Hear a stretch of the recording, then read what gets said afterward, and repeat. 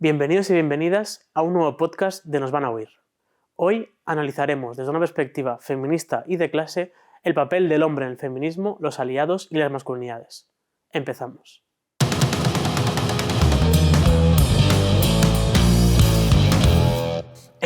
Hoy en el podcast tenemos a Lionel Delgado, filósofo, sociólogo y experto en masculinidades, y a Sonia Encinas, comunicadora y sexóloga feminista. Empezamos por entender el contexto. Hoy en día vemos a hombres adoptando discursos ultraconservadores en redes sociales, desde el body count o la red pill. Estas ideas no solo perpetúan una desigualdad de género, sino que además lo hacen más profundo, ¿no? ¿Qué ha cambiado, Lionel, en la última década para que estas violencias sean ahora más autoconscientes y políticamente estén articuladas? Claro, yo creo que a la hora aprovechamos la primera pregunta, ¿no?, para enmarcar un poquito el asunto, y creo que ha habido como cierta insuficiencia o cierta simplificación de la problemática a la hora de abordar este antifeminismo o esta reacción machista. Creo que es muy importante que lo enmarquemos no solamente como una cosa que tiene única y exclusivamente que ver con el machismo, sino que se entrecruza con otro tipo de problemas, como es, por ejemplo, el avance de un capitalismo desbocado neoliberal y el auge y el empoderamiento de ciertas fuerzas ultraderechistas a nivel internacional, ¿no? Sin estos marcos no podemos entender por qué ha aumentado tanto esto, ¿no? A nivel de neoliberalismo tenemos que entender que, bueno, hay un problema a la hora de crear nuevas formas de yo marca, es decir, la aparición de Andrew Tate o estos comunicólogos, coach, nuevos entes neoliberales que te presentan el yo marca, esa personalidad que construye una marca en sí misma alrededor de su carisma y de su capacidad de hablar. Es importantísimo para ver cómo se han difundido esto. Se han construido como nuevos pop stars del odio, que tiene que ver con la difusión de plataformas de comunicación tipo YouTube y tal. Luego también hay que entender que la responsabilización de las propias plataformas a la hora de divulgar y empoderar ese tipo de discursos. Sin los algoritmos del odio, sin la forma en la que YouTube ha dado voz a estas voces de odio por un interés económico, tampoco podemos entender cómo se han difundido tanto este tipo de cosas, ¿no? Además de que, bueno, tenemos que incluir las lógicas, geopolíticas también, es decir, hay una inversión a nivel internacional de lobbies, de partidos y de fuerzas neoconservadoras o fundamentalistas que están metiendo muchísima pasta en la promoción de discursos de odio, ¿no? Creo que era la EPF, una agrupación para defensa de los derechos sexuales y reproductivos a nivel europeo, que cifraba en 707 millones de dólares invertidos en la lucha contra los derechos sexuales y reproductivos a nivel internacional. Es decir, hay un montón de fuerzas que están invirtiendo y están promoviendo una serie de discursos, ¿no? Hay que entender que todo esto es donde se sitúa un chaval que empieza a pulular por las redes y empieza a encontrarse una especie de ecosistema del odio promovido por las plataformas, promovido por la internacional del odio y promovido por los algoritmos, que pues evidentemente hace que los chavales, cuando usan internet, esto lo te decimos mucho en los estudios de las manosferas, los chavales no suelen buscar la manosfera, se la suelen encontrar. Se la encuentran porque la distribución de contenidos están promocionando una serie de cosas por una motivación puramente económica. Es decir, hay una responsabilización brutal por parte de Meta o por parte de Twitter, etcétera, a la hora de promocionar, han potenciado, han jugado con los sesgos cognitivos para aumentar el engagement y aumentar la interacción y, por lo tanto, el flujo económico, ¿no? Yo creo que esto es fundamental, ¿no? Porque si no nos quedamos siempre en la cuestión de que los chavales, pues mira, son cada vez más machistas y no sabemos muy bien por qué, ¿no? Creo que contextualizar esto y decir, bueno, que los chavales también están viviendo unos ecosistemas de mierda muy importantes, ¿no? A mí me parece muy interesante y muy importante, ¿no?, el contextualizar. Te hago una subpregunta de esto. Cuando salieron hace medio año, un año, todas las noticias, ¿no?, de la extrema derecha que aumentaba, ¿no?, con la juventud, que hablaremos mucho ahora de esto, y todos estos discursos antifeministas, yo intenté ponerme, como tú decías ahora, en la piel de un chaval de 14 años, sobre todo en el año 2020, ¿no? Pandemia. Claro. Te cierran el colegio. Claro. Pierdes el contacto físico con tus amigos y te encierran con tus padres, que a mí me parece, o sea, que decirte, amo a mis padres, pero es una experiencia un poco traumática que te encierren con tus padres 3 meses sin poder salir. Y claro, ahí en TikTok yo creo que había una sobrerepresentación aún más que ahora de la extrema derecha y de todos estos discursos, ¿no? Había prácticamente en 2020, yo creo que comunicadores de izquierdas en TikTok, creo que ahí tardamos, ¿no?, en llegar. Alguno habría, ¿eh? Que decirte, no es... Pero yo creo que eso también tuvo mucho que ver, ¿no? Es decir, un momento donde todo se cierra y lo único que Claro. encuentras es una red social como TikTok, donde pues prima, como dices, el odio, la interacción y que además... Eso no sé si hay algún estudio o de momento... Sí, sí, sí. El tema de la soledad, los problemas de salud mental han explotado después de la pandemia y hay que pensar que si había una dinámica social a nivel internacional, Robert Putnam ya publicaba a principios del 2000 el libro de Solos en la bolera, planteando que, bueno, que hay un problema de desarticulación de las redes comunitarias a nivel internacional. Están desapareciendo el asociacionismo tradicional, los espacios de compartir físicos, está desapareciendo el tejido barrial, también ligado a la crisis de vivienda y la gentrificación. O sea, esto ya viene desde muy largo, pero es verdad que la pandemia precipita y avanza muchísimo. Y avanza muchísimo en la construcción de una vida digital. A partir de 2020 se ha hecho mucho más grande el mundo digital para los chavales, ¿no? Y además plataformas específicamente pensadas en el código cognitivo de un chaval, ¿no? Contenidos rápidos, muy adictivos, pues la incapacidad de, bueno, el jugar con el capitalismo de la atención, como dice Fernández Amador Sabater, Amador Fernández Sabater. Y claro, esto potencia problemas de salud mental que termina generando un ecosistema afectivo, chavales tristes, radicalizados, con una necesidad brutal de sentirte parte de algo, con incapacidad de poder encontrar en espacios físicos, en claves identitarios, terminan, por esta lógica algorítmica que decía antes, llegando a contenidos de mierda que les narran identidad, que les crean un lugar de pertenencia y que les dicen, oye, tú eres chaval, deberías preocuparte por esto porque el mundo se va a la mierda por las feministas, las ecologistas y no sé qué. Y además también algo que quiero añadir con esto, porque me parece muy importante pensar en el mundo pandemia, sí hay una digitalización, pero ¿qué pasa? Que precisamente se encuentran también en ese punto, es como chocar de frente con la vulnerabilidad. ¿Y qué es lo que vemos? Que por un lado tienes un espacio en el que te conectas, pero lo que para mí es el gran aprendizaje es que no hemos conseguido transmitir en la educación, ya no es en la adolescencia, porque esto viene de atrás, una educación emocional. Entonces al final yo me veo encerrado en mi casa sin recursos emocionales, conectando con la vulnerabilidad, a veces con mucho miedo, porque también el tema de la corporalidad, como el tema de las mascarillas en un momento de transición tan importante como es la adolescencia, ha tenido un impacto súper fuerte en la salud mental, y en un momento en el que yo me siento súper perdido, no tengo recursos, ese discurso que además entra con tanto peso, no es que llega y porque sí conecta conmigo, es que además conecta con la idea de la masculinidad estereotípica, entonces se convierte un poco en una fantasía de cierto control.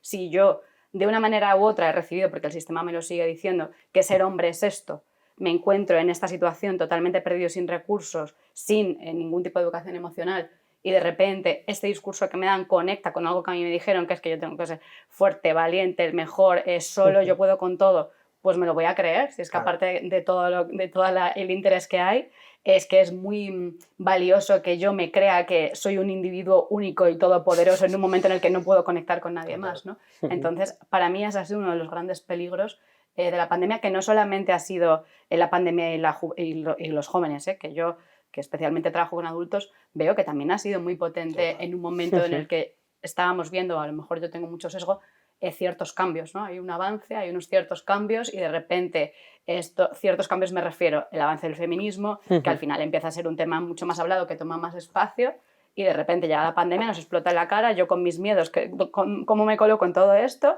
Y llega alguien con su caballo y su armadura y me dice que tú tienes que ser... Y es un poco una sensación de que por lo menos tengo una guía de cómo tengo que ser yo para ser válido, ¿no? Valioso. Vamos a seguir hablando con el tema este de la masculinidad. Muchas veces se percibe como las críticas del feminismo, ¿no?, al género y a la masculinidad como un ataque al propio hombre, ¿no?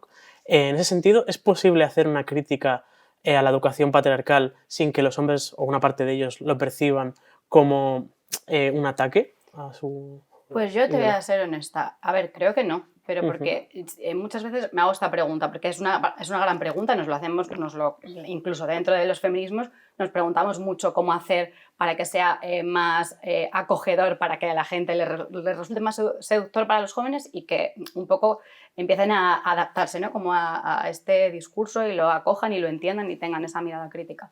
La realidad es que si yo me lo llevo a otros escenarios, por ejemplo, yo como mujer blanca, cuando escucho a una mujer racializada hablar de las opresiones, claro que me pica. Pero ¿qué pasa? ¿Cuál es la diferencia, yo digo, con perspectiva de género? Que de alguna forma como mujer, pues yo he aprendido también a colocarme en esa incomodidad, ¿no? Pues a mí me ofendes y he aprendido a lo largo de mi vida a capear las mujeres, a capear las violencias, las ofensas. Entonces hay una parte que me lleva a, sí puedo conectar con mi vulnerabilidad y desde ese lugar escucharte. Ojo, que también digo no todas. Pero que hay una parte como de cierto aprendizaje. Lo que veo es que la ofensa para el hombre choca directamente con lo que nos han dicho que es la masculinidad, que es impertérrita. A mí nada me puede noquear, a mí nada me puede atravesar. Entonces, desde ese lugar, lo que pasa es que se cierran con puertas todavía más. La realidad es que cómo no va a ofenderte algo que directamente pone en duda privilegios que son muy antiguos y que además, o sea, que están en el día a día, que se tienen y que para que tú puedas cambiar el discurso vas a tener que soltar algunos de esos privilegios. Creo que no es posible no ofender, aunque también es verdad que creo que hay formas y formas de hacerlo, ¿no? De llegar. No tengo la fórmula, eso no sé si tú la tienes, porque también creo que hay mucha diversidad de discursos y de personas que reciben el discurso, pero creo también que les pasa a los hombres con la ofensa, que para mí conecta con una dificultad muy grande de conectar con la vulnerabilidad. ¿Podrías decir? Dale. Creo que es que cuando trabajamos con hombres hay un problema de quizás, como decía antes, de simplificación del campo a nivel de Estado. Sabemos, hay una propuesta de Rose Funk, por ejemplo, que es el abanico del compromiso masculino y plantea diversas posiciones masculinas y dice, oye, las posiciones de los hombres no son las mismas y que no pueden ser los mismos los abordajes y por lo tanto no pueden ser los mismos las herramientas que ponemos en práctica, ¿no? Y esto lo podemos llegar a entender, pero es verdad que cuesta mucho ponerlo en práctica y lo vemos mucho cuando vamos a los institutos y damos talleres a todo el grupo de chicos con las mismas metodologías, sabiendo que dentro de una clase hay un montón de posiciones muy distintas. Y lo mismo nos encontramos en los distintos grupos de hombres donde es muy difícil terminar hablando para todos, ¿no? Y eso generalmente hace que en las clases estemos muy reactivas quizás, por este también miedo que tenemos que luego hablar de la alarma social que se ha generado en torno a los chavales radicalizados y todo esto. Pero hace que estemos muy reactivos y muchas veces dedicamos los argumentos, las estructuras, las herramientas, las tareas, las actividades y tal a un determinado perfil que quizás es el más radicalizado y tal, cuando luego estamos desperdiciando energía para no introducir otros. Claro. Creo que si ampliásemos las herramientas que tenemos para abordar, al final cada persona, hay distintas posiciones que hacen que uno esté más o menos predispuesto a determinada lucha por la igualdad. Por ejemplo, chicos que han sufrido bullying, se les puede encadenar ese malestar sufrido para que generen una cierta empatía respecto a otro tipo de opresiones y otro tipo de violencias. O chavales que han visto que mujeres de su entorno han sufrido violencia de género, están predispuestos de otra forma que los chavales que son el típico chaval de fútbol, y que no tiene ningún tipo de empatía o nada, ¿no? Es decir, y sin embargo las herramientas que tenemos que tener para cada uno de ellos es muy distinta. Creo que a veces no somos conscientes de esto y nos frustramos porque agarramos a todo el colectivo de hombres como un todo. Es curioso porque al final creo que lo que estás hablando es como segmentar, ¿no? Es decir, no es lo mismo quizá una persona, un hombre joven del colectivo o que haya sufrido bullying o que sea claro. Pues el estereotipo de un fife, ¿no? Que se dice. Claro. Y creo que, por ejemplo, desde un espacio transformador no nos hemos planteado cómo hacer que un fife sea feminista, ¿no? Es decir, porque cuando hables con el fife no puedes hablarle quizá de feminismo, claro. Pero sí que hay que generarle una alternativa a la masculinidad, ¿no? Claro, exacto. A mí aquí me viene una anécdota personal, ¿no? Trabajando con una chavalada bastante complicada en su momento. Yo llegué pues, con mis papeles y mi teoría y hablé de la historia del feminismo y de la igualdad. Y la verdad es que a las 2 horas de esa... O sea, era una semana entera de clase, eran 2 horas, un espacio de descanso. Yo el descanso ya llegué llorando. Dije, aquí no sobrevivo. O sea, la violencia era terrible, había una resistencia total. Evidentemente hay una parte que yo digo... claro, lo siento, hay veces que no se puede llegar a todo, o sea que también hay una cierta parte de vamos hasta donde podemos, pero no es solo una responsabilidad de, por decirlo, no sé dónde nos estamos colocando, pero desde los educadores, educadoras, no es solo esa responsabilidad, claro, es que esa chavalada está en un contexto muy concreto y ha recibido durante mucho tiempo un discurso muy concreto al que es muy difícil llegar. Pero luego sí que es verdad que hay otro punto en el que aquí yo chocaba con compañeras, ¿no? Que era como, no, pues hay que ir ahí, a saco tú mantienes la teoría, No, pero a mí me parece más interesante que al final de la semana, con que les haya quedado una única idea que haga que no me odien y que no rechacen más este discurso, me vale. Entonces es verdad que en ese sentido quizás sí que podemos no hablar de feminismo y hablar de otra cosa que les pueda resultar menos ofensiva. Por ejemplo, igualdad, ¿no? que también a veces, ¿no? Hay resistencia, pero que busquemos las maneras. Y otra manera que me funcionó fue el humor. O sea, que al final intentar poner recursos que igual que tú te pasas X horas en TikTok viendo lo que el algoritmo a ti te enseñe, también podemos hablar desde el humor, desde otras perspectivas, y quizá a través de eso llegas. Y bueno, algo llegó, no voy a decir tampoco que es súper esperanzador, pero es verdad que creo que cambiando el discurso, pues por lo menos pudieron estar expuestos a toda esa información durante una semana y yo no me tuve que ir al día siguiente, ¿no? Claro, sí que hay investigaciones que apuntan que el humor, por ejemplo, a la hora de consumo de contenidos de Internet, el humor es una de las principales, lo que llaman rabbit holes, una puerta de acceso a contenido de diverso tipo. De hecho, lo sabe, la gente de la manofera muchas veces te hace ciertos vídeos en clave jocosa, irónica, puñetera, un poco para estimular un poco la indignación, pero además para generar cierto humor. El humor es muy fundamental y es verdad que también porque tratamos temas de violencia y tratamos temas demasiado desagradables que a veces pues sí que implica una solemnidad y cuesta mucho introducir el humor, pero creo que es verdad que tenemos que saber adaptarnos. Es decir, no podemos estar escandalizadas porque la realidad no se adapta a nosotras y desde un enfoque pedagógico no adaptar nosotros a la realidad. Y en ese sentido, esto lo decía Spinoza, ¿no? Cuando hablaba del realismo político, hay dos tipos de aproximación política, ¿no? Hacer política para la gente que nos gustaría que hubiese y hacer política para la gente que realmente existe.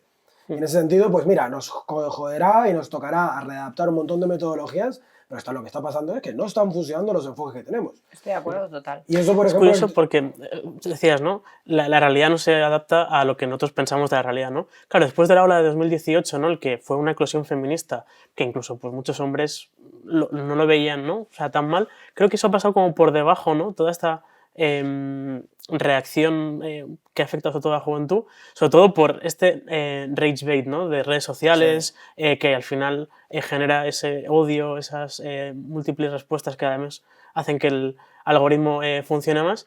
Ellos tienen un mensaje claro y sencillo para los jóvenes y claro, en este contexto nosotros, ¿cómo podemos hacer para que nuestro mensaje sea más llamativo? ¿No? Decías el humor, ¿qué podemos hacer para un problema complejo que tiene la sociedad? ¿Cómo les llegamos, ¿no? a la juventud? ¿Cómo se...? Yo voy a decir una cosa que quizá no es la más optimista del mundo, pero también es verdad que me veo mucho en este discurso últimamente, por lo que veo luego en el trabajo con las personas adultas, con hombres adultos en concreto, que es que también hay un cierto punto en el que, o sea, que el enfoque tampoco puede ser hacernos responsables todo el tiempo de cómo hago que te llegue de forma más amable algo que no lo es. O sea, creo que hay un punto, o sea, donde yo coloco la pregunta más que la respuesta para mí es ¿qué es lo que hace?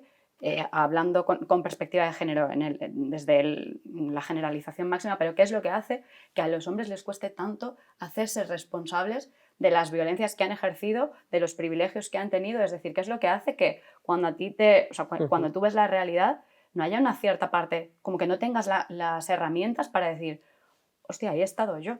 De la misma manera que nosotras sí que cuando lo escuchamos nos quedamos en el, hostia, pues a mí eso me ha pasado también. Entonces yo coloco ahí la pregunta también, ¿qué es lo que hace que sea tan difícil que los hombres sean responsables bueno, pues eso, de la posición que tienen también en esa realidad? claro. Bueno, los dos temitas me gustaría poder... Dale. Respecto a lo que dice Sonia, pues sí, creo que hay una dificultad, y esto es lo que intentamos hacer con el proyecto Brothers que estamos sacando ahora, hay una dificultad brutal a la hora de poder enmarcar todos los malestares que vive una persona desde un enfoque de género, en el caso de los hombres. Pensamos que gran parte de esta crisis que estamos viviendo es fundamentalmente masculina porque no hay enclaves discursivos, políticos, marcos teóricos para poder entender qué relación tiene esta crisis de la identidad del proveedor, el peligro de un futuro poco prometedor con las tasas de desempleo o la precarización o el estancamiento del salario. Hay un montón de crisis que, si bien el feminismo sí que ha dotado de un marco para poder entenderlo en clave feminista, los hombres estamos como mucho más huérfanos quizás para poder conectar este malestar con un origen estructural. En la manofera hace eso. Conecta ese malestar con origen estructural y ese origen estructural es el feminismo, es la cultura woke y es la deriva pues súper izquierdista y no sé qué que está viviendo la sociedad. Y ojo, que lo peligroso que a mí me parece de esto es porque mira lo bien que estábamos antes.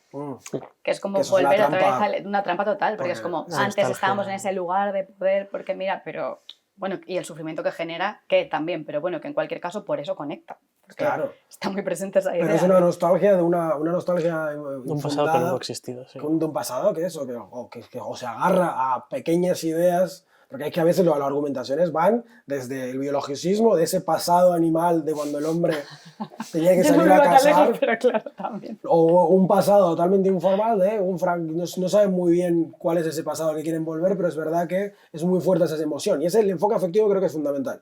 Creo que hay una promesa de felicidad o una promesa afectiva en parte del antifeminismo en la manofera. Muchas veces por eso no funcionan los argumentos, por eso no funcionan los datos y las cifras.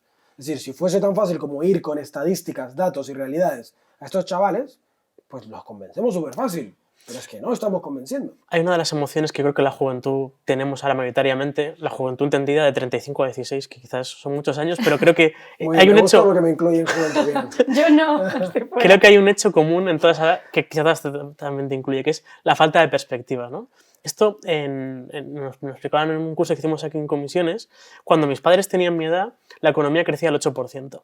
Y aunque había una tasa de desempleo el doble que ahora, ellos sabían que al tiempo iban a tener cierta estabilidad, ciertas condiciones, y efectivamente, cuando mis padres tenían ya 27, 28 años, pues ya había menos precariedad vital que la que tiene mi generación a los 28 años, ¿no? Lo que ocurre es que la economía está estancada, crece muy poco, llevamos un montón de crisis, efectivamente, que decías, entonces la perspectiva es que no vamos a ir a mejor. Y entonces yo creo que ahí es donde, justamente por el tema económico, pues entran pues, todo el tema del aumento de la extrema derecha y también el hombre que antes era el sustento ya no lo es y eso pues también genera pues, todas estas problemáticas, ¿no? Yo creo que la falta de perspectivas... Creo que el gobierno este en concreto que tenemos ahora mismo, siendo algo progresista, no es consciente de que aunque la economía crezca y los salarios suban y el desempleo baje, la gente no percibe eso. Claro. Y hay una parte que no lo percibe porque es que no llega a fin de mes por los alquileres y porque los salarios de la juventud son de miseria. Y esto, que lo decimos en este podcast, yo creo que cada capítulo, pues hay que decirlo porque al final quien se está llevando al BISE habla de los problemas de la vivienda y no habla de la ocupación, Claro, habla de los alquileres. Ya. O sea, la derecha habla también de esto, ¿no? Claro, y es que, supongo que es la consecuencia de una especie de socialdemocracia que ha renunciado al anticapitalismo cuando estamos viviendo un contexto de tanta crisis capitalista o de contradicciones tan grandes de un capitalismo tardío que son totalmente insoslayables, están ahí y tenemos que poder abordarlas. Y en la renuncia a la cultura del cuidado que teníamos hace unos años a la hora de poder hablar de la sostenibilidad de la vida antes de la reducción del desempleo. Tienen que ir de la mano este tipo de cosas, porque es que si no, estamos quitándole a la calidad de vida y reduciéndole a una especie de números que estamos viendo que no funciona. Porque es que por mucho que reduzcas ciertos índices para quedar bien a nivel de prensa, es que la vida está costando cada vez más sostenerla. Y esto se nota en la chavalería, se nota en la gente, la crisis de cuidado que estamos viviendo es brutal. Y la crisis de cuidado está muy ligada a la falta de perspectiva que decías, o a la noción de miedo y a la noción de... y aparte el avance de un individualismo radical, no super neoliberal, del que bebe la manofera de manera literal. Es decir, en ningún momento eso la manofera te plantea la creación de vínculos y la creación de entornos. Son entidades súper individualistas, neoliberales, que encarnan como logo de Wall Street el éxito. Y si estamos intentando atacar la ideología manosférica solamente desde el antifeminismo y no desde la identidad individual de éxito que plantea, es que, ¿cómo lo sé? Es que luego no tenemos ni ideas de cómo abordar. Yados es tan manoférico como la gente del Red Pill o un tío blanco hetero. Pero no podemos abordar la locura de Yados sin abordar esta ideología de la cultura del éxito y la cultura del triunfo y el individualismo. Yados no es especialmente antifeminista, pero sí que promueve unos valores que están muy ligados al antifeminismo, que tiene que ver con el éxito individual, el hombre que se hace a sí mismo, la masculinidad tradicional, la vuelta a unos valores fuertes. Al final estamos queriendo convencer a los chavales solamente de las violencias, sino quizás cuestionando esa vinculación afectiva que tienen con un modelo tradicional de éxito que también, como bien dicen, está muy ligado a esa crisis. Los chavales se tienen que sostener a algo, no pueden creer que en el futuro se van a ir A peor. Se va a ir toda la mierda. Hay- Yo quiero decir una cosa con esto porque me conecta con lo que estábamos diciendo antes. Es que justo aquí hay una dinámica en bucle que efectivamente, ¿cómo la atajamos? ¿No? Pues para mí se puede atajar desde distintos puntos y creo que así se está haciendo, pero es verdad que ante lo que decías de la sensación un poco es que no vamos a ir a mejor, claro, ahí es donde entra muy fuerte un discurso que te dice que tú sí. No vamos a ir a Claro. mejor, pero que si tú te esfuerzas mucho y te levantas a las 5 de la mañana y haces 200 burpees, tú sí que vas a ir a mejor. Entonces, claro, esto, el individualismo, realmente es un poco como la esperanza de que, bueno, quizá no vais a ir a mejor, pero yo me salve y sea como Kate Claro. en la tabla en el Titanic. O sea, al final, el resto no lo sé, pero yo sí. Y otra cosa también que me ha parecido muy interesante que has dicho, Lionel, es que, claro, la parte afectiva, ¿no? Tú has dicho que esos discursos conectan muy fuerte con esa parte afectiva. Y creo que para mí hay ahí hay una de las cuestiones de dónde colocar la pregunta, que es que si esos discursos conectan con una parte afectiva no cubierta, porque de repente es la esperanza, como el optimismo de que de repente yo me puedo salvar, pues también a lo mejor ahí tenemos que construir otro discurso, Claro. que no es tanto que, por supuesto, el de confrontar que la realidad es esta y qué pasa, porque no somos capaces de hacernos responsables, pero luego otro tipo de discurso de, vale, pues si esta esperanza no nos está sirviendo, la del individualismo, la de los burpees, ¿cuál les podemos dar desde nuestro lugar? Yo ¿Cuál creo es que nuestro discurso? Gramsci hablaba del sentido común. El sentido común de la gente más joven ahora mismo es la salida individual a los problemas colectivos, Claro. ¿no? Es la salida del éxito individual, de levantarse, madrugar, estudiar mucho, trabajar mucho.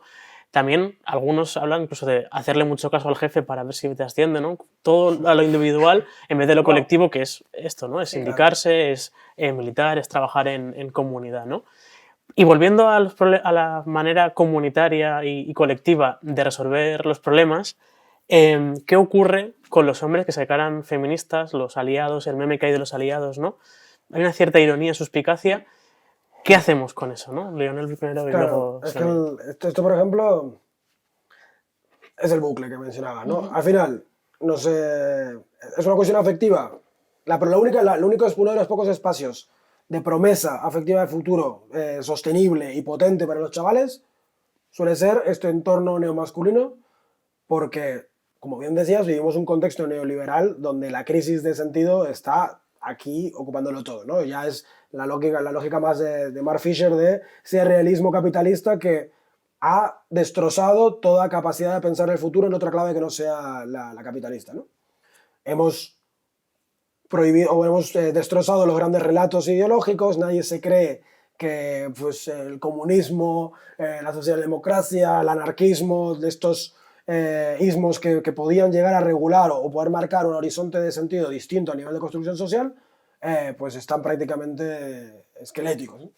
Si además a esto le juntamos la mofa que se ha generado o la desconfianza que se ha generado respecto a otras posibilidades de ser hombre fuera de los privilegios, el chiste que se ha generado en torno al aliado, que otra vez de las cuentas más potentes de España en tema de masculinidad, son cuentas irónicas que se ríen de la perspectiva del aliado. Hemos generado una especie de mofa de que ya nadie se cree el aliado y a mí me han atacado con los mismos insultos Peña desde los entornos de izquierdas y gente antifeminista radical. Es como, jo, qué pena, ¿no? Porque estamos en un momento de falta de construcción y no conseguimos un espacio para construir una promesa de felicidad, una promesa de buena vida, una promesa de emancipación, una promesa de lugar, de pertenencia a futuro. Y estamos reventando las pocas que le podemos ofrecer a los tíos, que es, tío, tu vida puede mejorar muchísimo si te comprometes con una perspectiva de igualdad, si intentas reducir el impacto negativo que tienes en las personas que te rodean, si te cultivas un poco la personalidad y los cuidados en tu vida. Es decir, estamos reventando y no ¿Qué barco estamos planteando a los chavales? ¿Qué le estamos diciendo? Júntate al mundo de los aliados, cuando el mundo de los aliados o los reímos de él, o salen personas diciendo en titulares, prefiero un hombre machista que un hombre aliado porque por lo menos sé que el machista va de cara. Y es como, ¿cómo podemos estar diciendo eso en titulares de prensa? Y luego quejarnos de que no hay postura que le estemos ofreciendo a los chavales con la cual se puedan vincular a posiciones de igualdad. Yo creo que además tenemos que ser más exigentes en las organizaciones, pues comisiones o los partidos de izquierdas con lo que es un aliado, ¿no? Que es un aliado tiene que ser una persona que ante un caso de violencia dentro y fuera de la organización actúe, ¿no? Es decir, eso es lo que hay que poner en valor. Pero al final, si simplemente criticamos la figura del aliado, como bien dices, yo qué tarea tengo, ¿no? O sea, yo creo que también hay que vincular o el aliado o el sinónimo que busquemos porque, como dices, está muy denostado, ¿no? Claro, para mí el planteamiento es perverso, estoy 100% de acuerdo con lo que dices, porque es verdad que es que no es realista tampoco hacerlo desde ese lugar. Si yo te digo que si estamos en un lugar, ¿no?, como de crítica a la sociedad que se está construyendo y decimos que por ahí no es, pero cuando te metes por aquí te doy un golpe en la mano, es que no hay otra opción, porque aquí les están abriendo las manos así.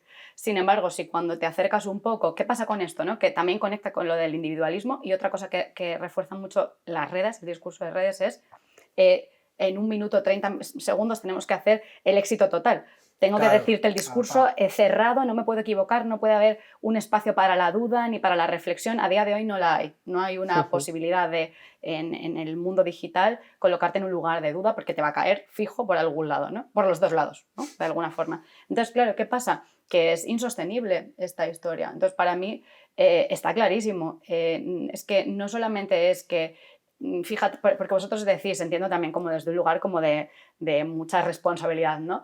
Me coloco como en ese lugar del aliado, es como el hueco que se nos ha un poco dejado. Pero para mí, personalmente, como yo lo veo, es que sí que es bienvenido que haya hombres que son feministas, porque el feminismo no habla únicamente de la posición de las mujeres. Entonces es muy triste que cuando unos años atrás estábamos un poco acariciando una fantasía de mucho movimiento de personas en la calle que se juntaban y que de repente en una manifestación plagaron una ciudad como Madrid, ¿no?, como aquella manifestación del 8M, de repente lo que ha ido pasando es que ahora los hombres, y ojo, no es una defensa, entendedme, ¿no?, que me vais a entender, no es una defensa, pero de repente no, al final de la manifestación, ahora no pueden ser feministas, tienen que ser solo aliados. Para mí eso es totalmente un fracaso, porque cuando hacemos eso, la otra puerta, la del otro lado, la del feminismo está acabando con vosotros, está abierta y os va a abrazar y os va a prometer que todo va a ser mucho mejor si entráis por aquí. Entonces, jolín, conectando con lo que decíamos, es que el discurso tiene que ser un poco más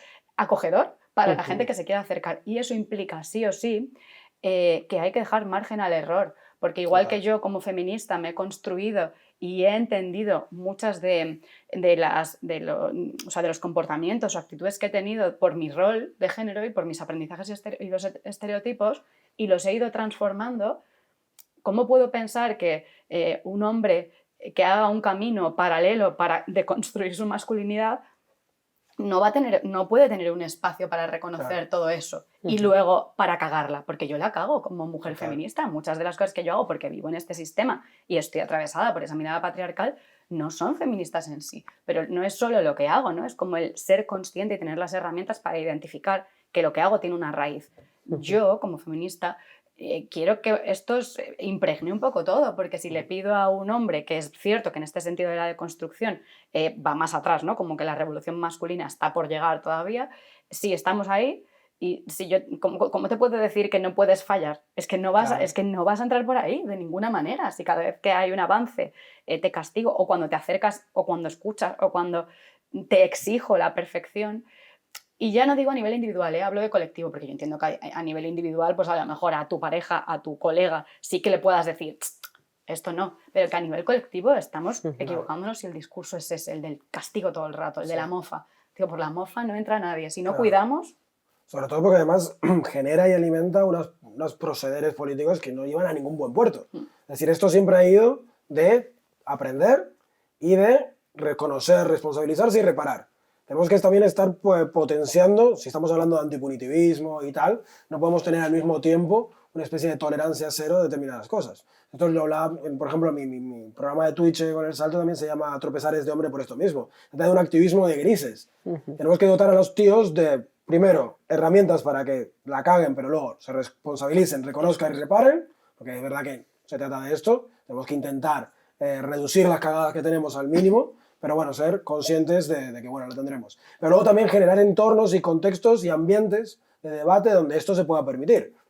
Y la cagada, pues también tengo un espacio donde se pueda debatir. También es verdad que esto lo reduce. Hay cierta responsabilidad por parte de los grupos de hombres, de cierto activismo masculino que no hemos dado con esto, tampoco hemos generado este ambiente. Los discursos, las campañas que han salido, el Yes al Men y todo esto, no tiende tampoco a esto, no permite crear entornos de debate, sino que es un rollo de autofustigamiento y todos los hombres somos potenciales violadores, tenemos que responsabilizarnos porque no sé qué, es como... no es pensable algo parecido a lo de fallarás masculino, y eso es como estamos intentando generar espacios parecidos, porque creo que es importante poder encontrar espacios o crear espacios donde los hombres podamos decir las cagadas que hemos hecho y poder encontrar entornos de debate colectivo productivo políticamente, que no sea pesimista, que no sea, claro, evidentemente has hecho esto porque todos los tíos de manera inexcusable y de manera inevitable vais a reproducir la desigualdad y la violencia, sino poder encontrar espacio, mira, le he cagado, mira, yo siento que, mira, he hecho esto mierda, esto no sé qué, no sé cuántos, y siento que me sentía malestar en no sé qué, pero tampoco encuentro forma en no sé qué, no sé cuántos, y poder encontrar un espacio de debate colectivo donde dar lugar al malestar, lugar al ensayo, lugar a otras voces que se sientan identificadas. Ahí Lauren Berlant tiene el concepto de público íntimo para hablar de cómo funciona, por ejemplo, lo de Fallarás, ¿no? Fallarás funciona con un testimonio que se lanza, genera una cámara pues de reflejos donde un montón de mujeres se ven reflejadas en lo que se narra ahí.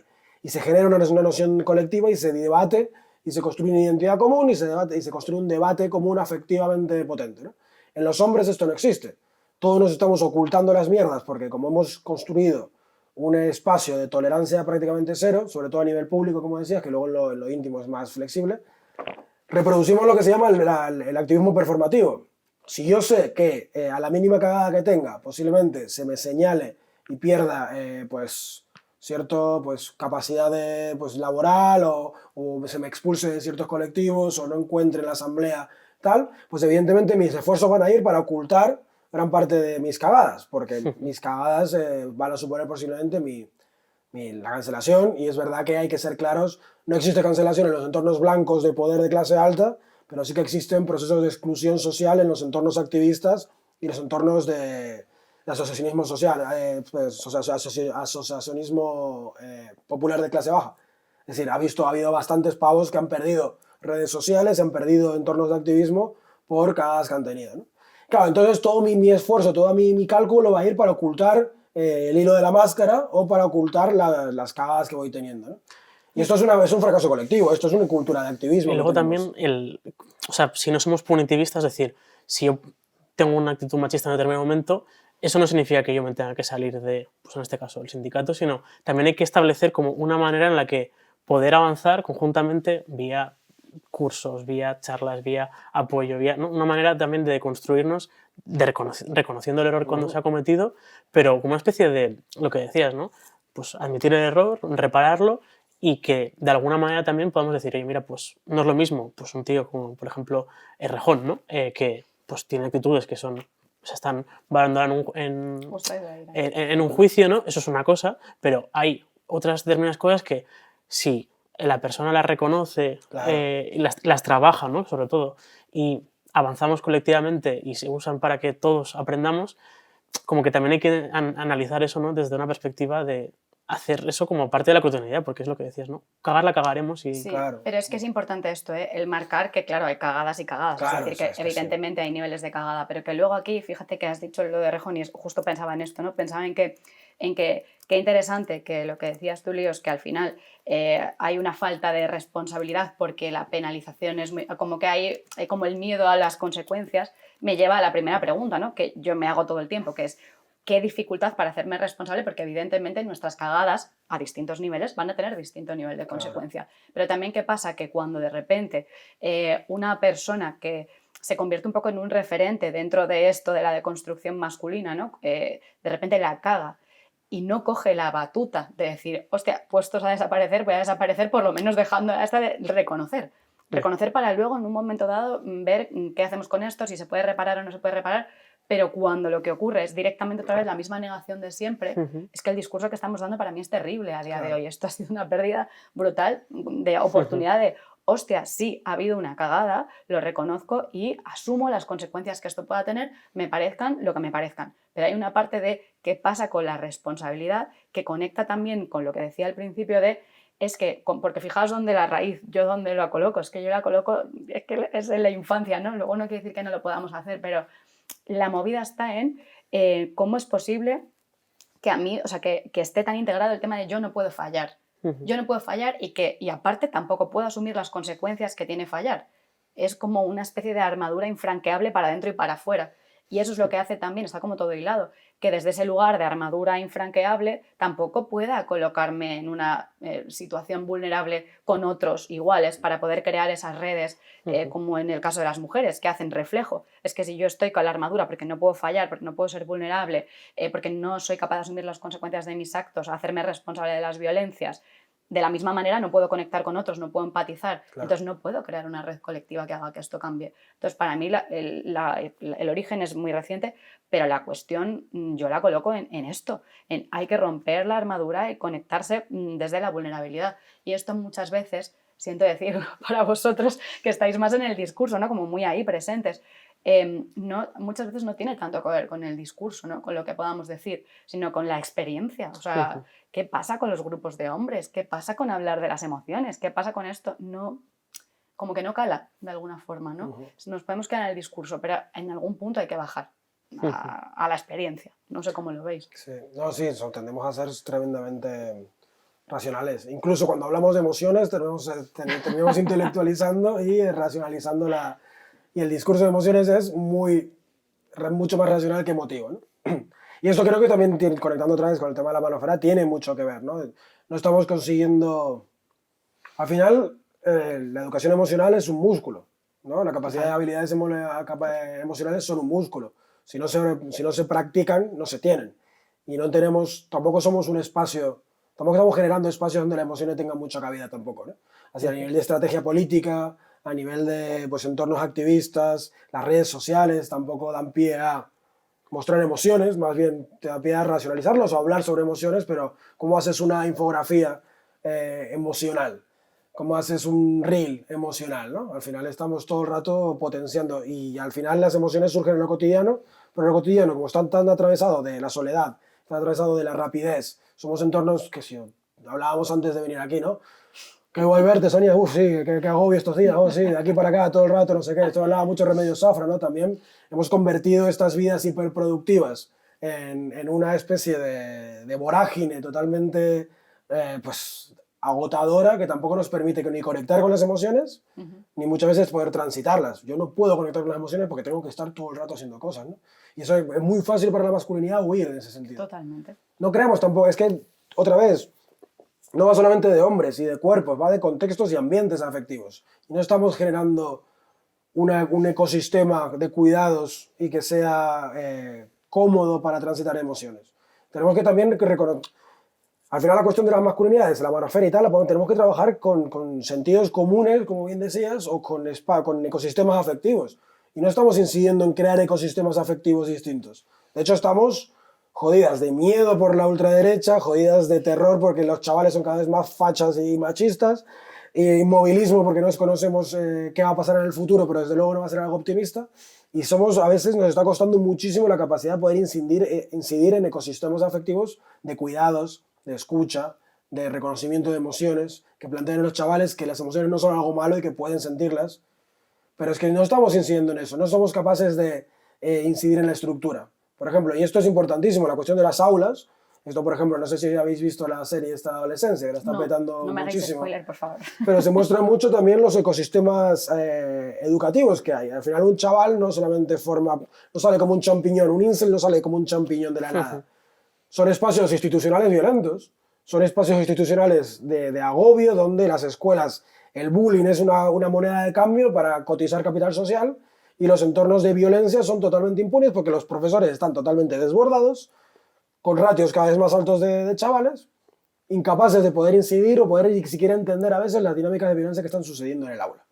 Esto evidentemente es un fracaso por parte nuestra, que veníamos hablando del ecosistema de cuidados y de la capacidad de generar una sociedad de otro punto de vista. Y evidentemente esto afecta a chavales que cuando ven que la violencia es moneda de cambio y no hemos podido intervenir en eso, pues van a construir identidades de la violencia.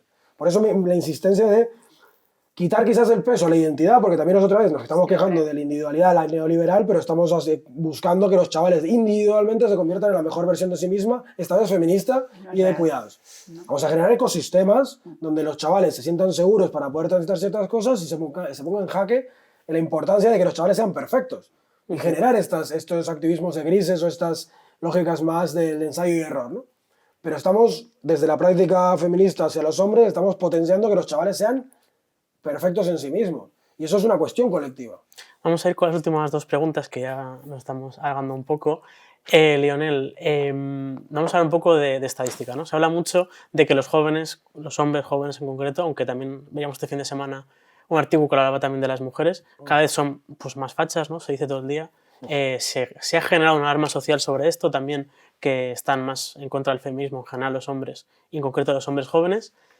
En primer lugar, ¿hasta qué punto es verdad, ¿no? Y es útil hablar de esto, ¿no? Y un poco reflexionar sobre esto es un temazo, está constantemente sobre la mesa y yo siempre lo digo. Se habla del famoso 44,1% de hombres que creen que ha ido demasiado lejos el feminismo, y yo siempre digo, cuidado, porque hemos utilizado esta cifra como un arma, cuando es una pregunta mínima dentro de una investigación mucho más larga. No hemos hecho más investigaciones sobre este tema y nos estamos agarrando con uñas y dientes a un pequeño porcentaje que además tenía mucho más que rascar. O sea, deberíamos estar viendo dentro de la población masculina si son las clases altas, las clases bajas, si tiene algo que ver con la religión, si tiene algo que ver con los entornos urbanos, rurales, y eso no lo estamos hablando. Así que deberíamos ser un poquito más cautos, y sin embargo hemos generado un alarmismo social tal que estamos casi generando una profecía autocumplida.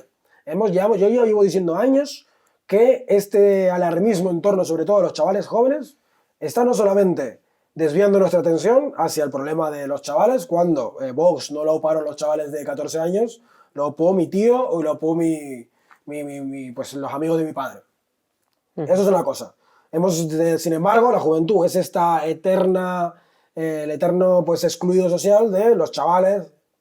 Esos chavales, bueno, chavales, nunca hacemos políticas, son una especie de interregno entre la infancia y la adultez, nunca nos han interesado, son una especie de incontrolables locos que están ahí que ni lo entendemos, y desde luego esto ha generado un monstruo social muy fácil, que es de demonizar y de ridiculizar, porque claro, además son peligrosos, pero además no saben lo que hacen, ¿no? Es una especie de... Y esto ha hecho que pues, empecemos a generar un montón de discurso en torno a el problema de los chavales jóvenes. Ojo, que no es nuevo. Porque, claro, generación tras generación se viene escuchando lo mismo. Los chavales nunca, siempre es como está. No les interesa nada, no quieren estudiar. O sea, yo lo veo generación tras... De hecho, lees clásicos y es como, no, perdona, que siempre es que esa mofa siempre está en la... Claro, ¿qué pasó? Que hemos normalizado también que la postura de los chavales sea la políticamente incorrecta, sea el antifeminismo. Y están en un momento... Hay que aplicar un poco de perspectiva del desarrollo en todo este tema. Es decir, no podemos esperar que los chavales... Tenemos que romper un poco la idea de que los chavales jóvenes son pequeños adultos. Hay una fase del desarrollo donde la construcción de identidad, la importancia del grupo respecto al yo, la importancia de encontrar en claves identitarios es mucho mayor. Yo ahora soy una persona que me narro desde muchísimos sitios porque tengo recursos para viajar, para ir a hacer escalada o para, qué sé yo, irme a museos y tal, pero los chavales muchas veces viven en entornos donde la falta de recursos o la falta de saber qué les gusta, qué les interesa, o la incapacidad de poder hacerlo si le quieren, ¿no? Si los chavales no tienen dinero como para de repente irse de viaje ellos y de repente narrarse de otro punto de vista, ¿no? En fin, la cuestión es, hemos generado un alarmismo social también porque los medios de comunicación están cambiando las reglas del juego y está avanzando hacia el clickbaiting y el ragebaiting como forma de llamar a las visitas, porque de repente ya no vendemos periódicos físicos, sino que ahora el dinero viene por el flujo de visitas que tiene una página de internet, y eso hace que todo sea legítimo. Titulares de mierda que luego se contradicen con el cuerpo de la noticia y que sin embargo tiran de lo peor. El 25% de los chavales cree que la violencia de género no es un problema importante. Es como un 75% que claro, sí. Es como, loco, es que ¿qué clase de cultura de medios estamos alimentando? Luego también la estadística tiene su qué, ¿no? No sé si era el CISO donde preguntaban si preferían una dictadura económicamente solvente o una democracia donde, o sea, elegir entre comer y votar, o sea, es como muy pretencioso, ¿no? Claro. Vamos con la última pregunta. Se habla mucho, ¿no?, de que igual que los hombres son fachas, también se dice que existe como un déficit masculino, ¿no? El periódico La Vanguardia situaba en un titular que no hay pareja, o sea, no hay mujer, no hay pareja para tanta mujer formada igualitaria, ¿no? Es decir, que hay como una especie de... que los hombres cada vez son más de derecha, las mujeres de izquierda, así que, pues, ¿está relacionado también con la capacidad del vínculo y la gestión emocional de los hombres esta cuestión? Es que fíjate, esto me lleva otra vez a lo que hablábamos del titular, ¿no? Como del titular es como que el árbol no nos deja ver el bosque. Para mí es que el bosque detrás de esta pregunta está precisamente en lo que yo decía antes, en el tema de la vulnerabilidad, en el que cuando yo me construyo desde una armadura me es muy difícil vincularme porque no hay una empatía. De hecho, los hombres no han crecido, no habéis crecido, luego cada uno lo construye en su entorno, ¿no? Con un permiso hacia lo emocional, hacia el espacio emocional. Entonces, desde ese lugar, también desde los estereotipos de género y los roles de género, construimos relaciones casi como si fuese un puzzle, ¿no? Como en hetero siempre y teniendo que encajar desde esos formatos. Entonces, realmente no creo que sea, no digo que no sea verdad, pero no creo que esto sea lo que puede describir cómo nos vinculamos a día de hoy en las relaciones sentimentales, porque al final es como que en este titular lo que se ve es como las mujeres todas progresistas y feministas y conscientes y en un lugar de capacidad de poner límites y esto no lo voy a aguantar porque yo solamente quiero hombres al mismo nivel que yo. Esto es una mentira, o sea, quiero decir, yo que trabajo acompañando a parejas, ¿no? Como terapeuta de pareja, veo la incapacidad que tenemos para salir de esos formatos. O sea, que mujeres muy conscientes, muy feministas, siguen reproduciendo en sus relaciones sentimentales el mismo formato. O sea, que no es cierto. Y luego, por el otro lado, lo mismo, ¿no? Que nos vamos a los extremos, que al final hay una parte que representa aquí que el hombre, del que hablábamos antes, que no tiene posibilidad de fallo, ni de transformación, ni de deconstrucción, porque es como las mujeres más progresistas, los hombres cada vez más machistas, y ese hombre machista no tiene manera, es como techo de cristal, no va a poder cambiar, ¿no? Entonces, desde ese lugar reproducimos un poco el mismo mandato, que es como, no, bueno, primero en el vínculo crecemos, también aprendemos. Y aunque, por supuesto, las mujeres ni ninguna persona es responsable de hacer consciente a su pareja, ni de empujarlo a la transformación, a ver, también seamos realistas, es que crecemos en los vínculos. ¿Cómo no estar en una relación en la que una persona ha hecho un camino de aprendizaje y de deconstrucción no va a influir en la otra parte si la otra parte está abierta, evidentemente, al cambio? O sea, que con que haya empatía ya me parece un lugar interesante. Claro, yo no me quedaría con el titular. Veo que a día de hoy, por el mundo rápido, capitalista, que nos deja muy poco espacio para el disfrute y para el ocio, que nos hace la conexión rápida por internet, la falta de presencia, dificulta las relaciones. Pero no sé, quizá por desconocimiento, si es por una cuestión de ellas cada vez más feministas y ellos cada vez más machistas sin posibilidad de transformar esto, ¿no? Yo creo que tiene mucho más que ver con el sistema feroz y con el capitalismo que no nos deja espacio para vivir. Y si no hay espacio para vivir, dime tú cómo me voy a vincular. Entonces, creo que la cuestión está más ahí que en ese titular que seguro da muchos clics, desde luego. Vamos con el último minuto por si queréis comentar algo que se os haya dejado o así. ¿No? Está todo clarísimo, hemos arreglado las masculinidades. Yo solo diría que soy una optimista terrible. O sea, que a pesar de todo sí tengo esperanza, porque al trabajar con gente veo que sí que hay un espacio. Es verdad que tengo mucho sesgo, porque quien llega ya a trabajar es porque evidentemente hay una apertura, pero sí que veo que a pesar del lugar del que partimos, sí que hay interés en la transformación y en encontrarnos, que no digo evidentemente solo mujeres, hombres, porque no es solo esto, ¿no? No es todo hetero, pero en cualquier caso ni solo sentimental, o sea que en los vínculos, en el relacionarnos, sí que veo como intención de cambio. Ahora que las que nos vienen son difíciles también, ¿eh? O sea, para mí esta es la cosa. Si ahí ha habido una asociación, ¿no? Desde el otro lado muy fuerte que promete a los individuos que todo va a ser mejor, de alguna manera aquí la respuesta tiene que ser en esa colectividad que nos una en el, pues mira, no vamos a saber si es mejor, en qué sentido es mejor, pero desde luego lo vamos a intentar. O sea que el discurso tiene que estar por ahí. Si estamos siempre en la batalla y en el señalamiento, la otra puerta sigue abierta esperando que la gente llegue, ¿no? Para prometerles un abrazo que luego evidentemente no es real. Claro. Yo seguiría por un poco lo mismo. Creo que tenemos que quitar un poco de peso a la cuestión del individualismo, sea de aliado o sea de otro tipo, ¿no? Y poder empezar a entender que la manofera, el antifeminismo y la reacción ultraderechista tiene mucho de material y tiene mucho de afectivo, y a veces nos olvidamos, ¿no? Tenemos este mantra actualmente de dato mata relato y estamos hablando todo el rato como que hay que hacer lucha de cifras porque las fake news se contrastan con verdades. Es como, vale, sí en parte, pero en otra parte creo que estamos dejando de lado la importancia de los afectos en todo esto. La importancia de lo que significa para estas personas enclavarse en líneas de violencia, negacionismo, qué significa emocionalmente para un chaval joven situarse como antifeminista, y esa pregunta creo que no la estamos haciendo. Total. Y creo que es muy importante para poder entender que los chavales jóvenes no son prototerroristas, ni son especie de demonios soldados de la contrarrevolución y el neoconservadurismo. Son chavales que muchas veces se sienten parte de sitios y no se sienten parte de otros. Y tenemos que empezar a jugar con esta circulación de afectos, porque es fundamental en cómo se ha expandido la ultraderecha y cómo se ha expandido la manofera y en qué propuestas podemos hacer.